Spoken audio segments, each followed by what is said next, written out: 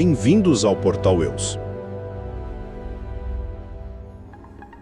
Imagina só a noite mais escura possível.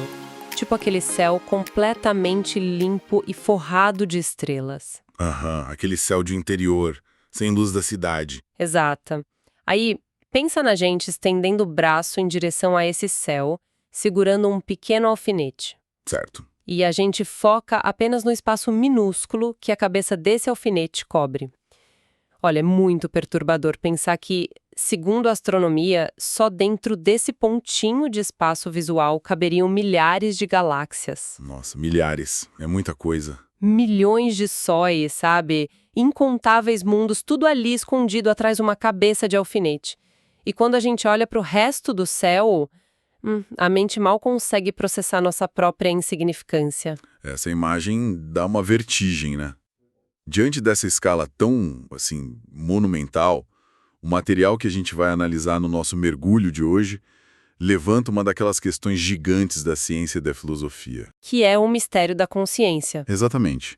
Como que algo invisível, imaterial e, tão complexo encontra o espaço para surgir no meio de todo esse infinito de matéria bruta e reações nucleares. As fontes de hoje propõem uma visão que desafia muito o nosso antropocentrismo. Então, vamos desempacotar isso tudo. Porque a premissa central do material de hoje é justamente mapear o que eles chamam de jornada da consciência.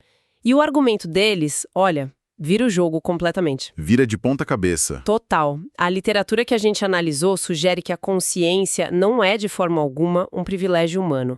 Ela não apareceu do nada quando um primata desenvolveu um córtex pré-frontal. Não foi um passe de mágica da biologia, né? Não mesmo.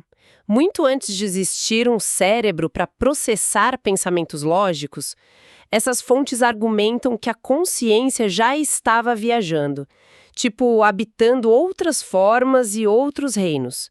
E o destino final de tudo isso seria retornar para uma consciência suprema, que muitos chamam de Deus ou unidade total. O grande desafio de explorar isso é que a gente precisa cruzar aquelas fronteiras mais rígidas, sabe? O material mistura física quântica, biologia e espiritualidade de um jeito bem denso. Porque se a gente olhar só pela lente da biologia pura, fica parecendo um acidente mecânico, né? Pois é, fica parecendo um mero acidente bioquímico. A proposta aqui é investigar essa ideia de que existe um fio condutor, uma inteligência primordial que atravessa cada estágio da evolução, desde a menor partícula até o divino, e mostrando que a gente é muito mais do que um amontoado de órgãos físicos. Tá, mas espera um pouco, deixa eu ver se entendi o começo disso. Se não somos o episódio piloto da consciência, onde ela dá o primeiríssimo passo. Porque as fontes voltam a fita lá pro limite e nos jogam direto pro mundo subatômico. É aí que entra a física quântica. E é fascinante. O argumento é que o átomo não seria só um tijolinho de matéria morta. Ele seria a fagulha mais elementar da consciência. É o universo experimentando a existência no grau mais básico possível. Mas, sendo bem cética aqui, um átomo solto no vácuo não faz muita coisa, né? Para evoluir, a consciência precisaria juntar bilhões dessas centelhas. E aí o material diz que o próximo passo é o reino mineral, rochas, cristais. Mas qual é a vantagem evolutiva de ser uma pedra? É a própria inércia. Parece estranho no começo. Mas o que a literatura diz é que a gente tem que separar a ideia de consciência da ideia de movimento rápido. Pensa no silício e no quartzo que a gente usa na tecnologia. Eles são a base física para guardar gigabytes de memória nos computadores, sabe? Verdade. O microchip é puramente mineral. Pois é. E tradições milenares já viam os cristais como guardiões de vibração muito antes da gente inventar a informática. Então, o reino mineral seria um laboratório para a consciência aprender a suportar o tempo. O universo aprende a ser estrutura. Faz todo sentido. Porque memória sem uma estrutura sólida vai se perder no caos. Mas, ficar trancado num quartzo por 10 mil anos acaba virando um arquivo morto, né? Uma hora a consciência tem que usar isso para buscar algo. E é aí que entra a necessidade biológica. O salto para o reino vegetal. E aqui a coisa fica realmente interessante para mim. Porque a gente sai da pedra passiva para a vitalidade. Certo? A planta desafia a gravidade, busca a luz solar. Ela tem uma busca ativa pela vida. Planta individual, mas o coletivo. A gente acha que a internet é super moderna, mas as árvores já trocavam e-mails químicos por redes de fungos nas raízes há milênios. A famosa rede micorrízica é incrível. Exato. Uma árvore é atacada por um inseto e ela avisa a vizinha pela raiz antes do perigo chegar. É uma internet de fibra ótica da natureza. Mas me diz uma coisa, se no reino vegetal tem essa paz coletiva tão perfeita, onde tudo funciona como um superorganismo, por que sair daí? Como assim? Tipo, parece um retrocesso evolutivo ir para o reino animal, abandonar essa paz para entrar num mundo de caça, medo e dor. Qual a lógica da consciência querer ganhar pernas e presas? Essa é uma transição chave no material. A lógica é que a harmonia da floresta é linda, mas falta atrito. Para a consciência se conhecer mais fundo, ela precisa experimentar a autonomia de movimento no espaço. E com movimento vem a vulnerabilidade. Entendi. A planta está presa no chão, o animal tem que se virar. Exatamente. O animal tem que lutar contra o frio, tem que caçar para sobreviver. E essa vulnerabilidade extrema cria o instinto e, o mais importante, a emoção. O reino animal vira o laboratório perfeito do afeto bruto. E as fontes dão vários exemplos disso, né? Elas desafiam aquela visão fria de que animal é só instinto programado. Tem aquele caso clássico dos elefantes que choram os mortos da manada. Sim, e os corvos fazendo velórios. É de arrepiar. Sem falar nos animais de estimação, quem tem cachorro sabe da lealdade que eles têm. Mas sempre tem o debate científico dizendo que a gente está projetando emoção humana neles. Só que o material espiritualista discorda totalmente disso, certo? Discorda frontalmente. O que as fontes dizem é que as emoções dos animais são genuínas. Elas são um estágio totalmente necessário da consciência. Nessas tradições, os animais possuem alma e chakras. Eles estão aprendendo sobre medo, amor, perda e união de grupo. Então não é só sobrevivência cega. Não. A emoção animal é a matéria-prima que a consciência está testando e manipulando para dar o próximo salto gigante na evolução. Que é onde a gente entra na história, o dilema humano. Porque aqui as fontes dizem que tem uma ruptura bizarra, né? A consciência não só sente dor ou fome, ela passa a saber que está sentindo. O famoso penso logo existo. A chegada da autoconsciência muda as regras do jogo. Total. E o mais pesado, a gente sabe que vai morrer um dia. E essa noção de mortalidade traz para o palco o elemento mais polêmico de todos, o nosso ego. O ego sempre leva a pior fama hoje em dia, né? Sempre apontado como o vilão. Mas o que as fontes trazem é uma leitura mais pragmática dele. Quando a gente atinge o estágio humano, a gente precisa criar uma fronteira. O ego nasce para separar o eu do outro. O eu do predador, no caso. Isso. Ele cria essa ilusão de separação que foi fundamental para as nossas identidades físicas sobreviverem. O dilema não é o ego existir, mas sim o fato de que essa ferramenta acabou sequestrando a nossa percepção da realidade. A gente pensa que é apenas o corpo e o meio físico, e isso interfere em tudo. Olha, me veio uma metáfora agora. O ego não é um vilão de filme, mas tipo um sistema operacional super antigo. A gente instalou lá atrás para não ser comido por um tigre. Um sistema de defesa básico. Sim, mas hoje o contexto mudou. Só que a maioria da humanidade continua rodando esse software no piloto automático, sabe? A gente reage a um e-mail do chefe usando o mesmo padrão de defesa de quando a gente fugia de leões. Nossa, sim. Consome uma bateria absurda do nosso psicológico. Exato, a gente fica refém do próprio sistema operacional. O que as fontes dizem sobre isso? Essa metáfora traduz perfeitamente a visão das fontes. Porque o grande lance da fase humana é que a evolução deixa de ser automática e vira uma escolha, pela primeira vez. Como assim, uma escolha? Uma rocha não escolhe ser rocha. Um animal não escolhe perdoar a presa. Mas nós temos o livre-arbítrio. A gente pode olhar para o nosso sistema operacional operando, escolher a compaixão ao invés do julgamento automático, sabe? Curar essas feridas e condicionamentos, isso é o verdadeiro despertar espiritual segundo o material. É sair desse piloto automático da sobrevivência. Mas aí tem uma coisa que me deixa muito curiosa. Se a consciência queria se conhecer, E a gente chega nesse ponto de dominar o ego e curar traumas. Porque não acaba aí.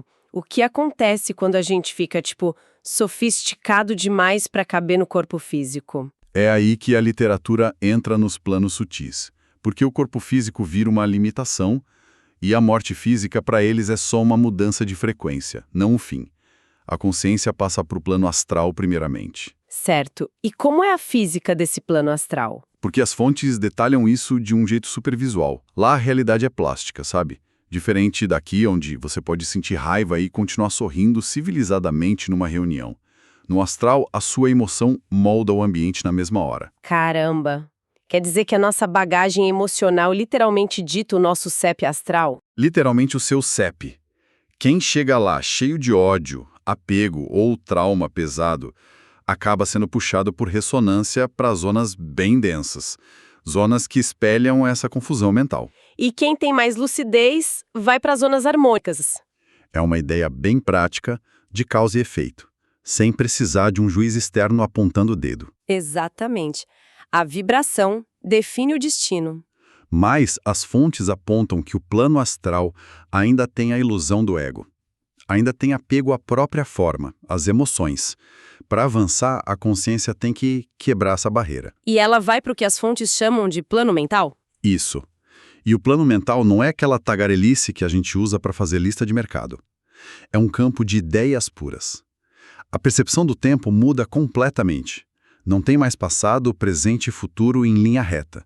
Vira um campo holístico.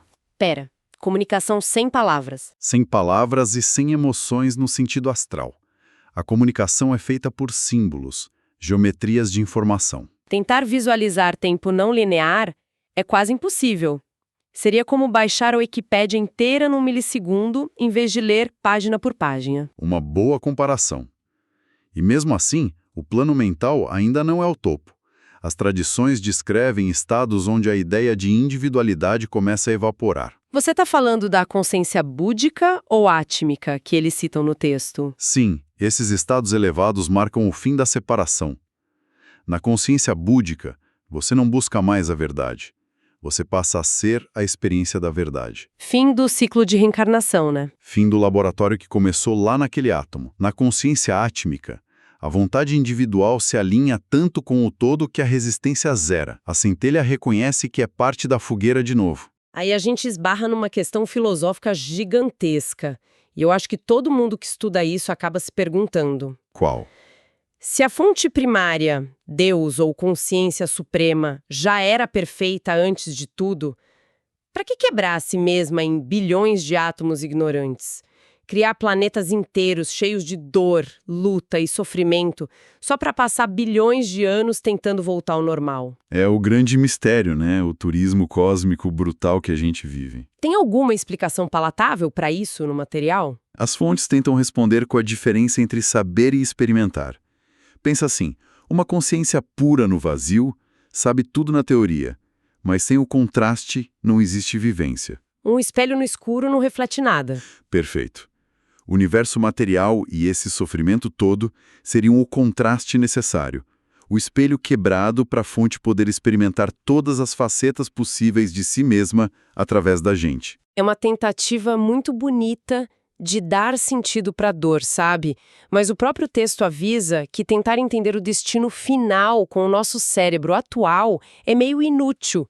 Tem até a analogia do peixe no aquário. Essa analogia é clássica e resume bem a limitação da mente lógica perante o divino. É tipo tentar explicar a imensidão de um oceano escuro e agitado para um peixinho dourado que passou a vida dando voltas num aquário de vidro na sala. Ele não tem nem vocabulário para salinidade ou maré. Exato. É por isso que o material foca que a unidade final não é um quebra-cabeça intelectual. Não dá para entender num quadro negro. É algo que se assimila com silêncio, expansão de consciência. A gente experiencia em vez de decifrar. Justamente. Agora, trazendo isso tudo pro chão da fábrica. Porque é muito lindo falar de planos búdicos, mas amanhã de manhã tem trânsito, tem boleto vencendo e tem aquele vizinho barulhento. Como é que a literatura aplica essa viagem cósmica toda numa terça-feira chuvosa? Essa é a grande síntese de todo esse estudo. E a parte mais prática de todas. Lembra que a gente falou que na fase humana a evolução passa a ser por escolha? Aham, a quebra do piloto automático. Então, nenhuma decisão de hoje é banal.